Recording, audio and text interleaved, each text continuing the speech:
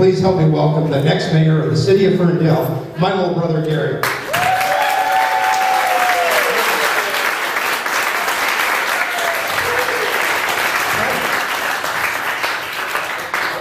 You know, I used to pick on him when I was a little kid a lot.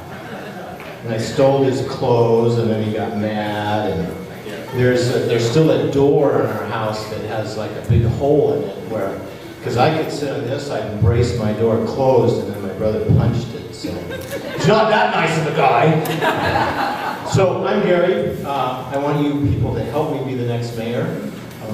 I'll certainly be a different mayor. I grew up here. This is my home. I raised my family here. My wife is a teacher just probably, 400 yards away. She teaches in the same classroom that I had 3rd grade in, so kind of shows you how small this town is. When I grew up in this town, my dad was the police chief and he was the fire chief. My mom worked in City Hall. She checked out books out of the library, and then she collected the money from the tickets that my dad would give people for speeding. And then I would go there after school, so we had kind of like a little thing going. So it won't be my first time in City Hall. I've hung around City Hall. I've been a council person for 2 years now. I'm proud of what I've done there, and we have a lot better things to do. I'm a different choice than what we have now, and I think you all realize that. I have some real directions in my campaign. I want to stop for a second, and I really appreciate where some people have come here, where they took time out, and some candidates, they're going to do the same thing I'm doing down the road. And I appreciate the fact that they're here. The first one is our present council person, Mr. Mel Jensen.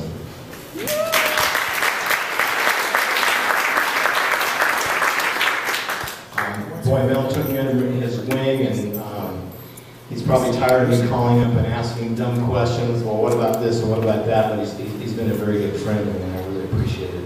Mr. Steve Malpese, running for city council.